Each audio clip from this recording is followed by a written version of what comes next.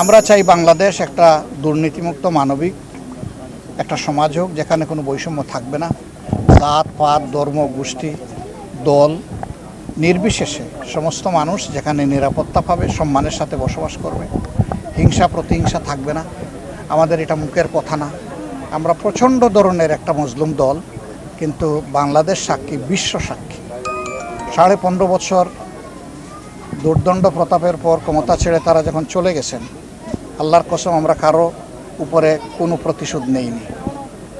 আমরা প্রতিশোধ নিব না, এটা আমাদের অঙ্গীকার।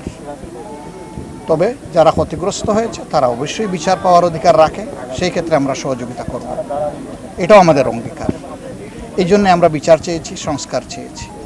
তো এখানে এসেছিলাম আমাদের ভাইকে, পরিবারকে সম্মান জানাতে, ভাইয়ের জন্য একটু দোয়া করতে। আপনারাও দোয়া করবেন।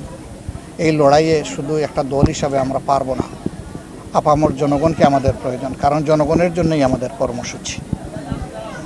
আমি বলতে গিয়ে বলতে পারি নাই। আমি সেদিন দাঁড়িয়ে এটাই বলতে চেয়েছিলাম যে আমি জামাতে ইসলামের আমির হিসাবে দাঁড়াইনি এখানে।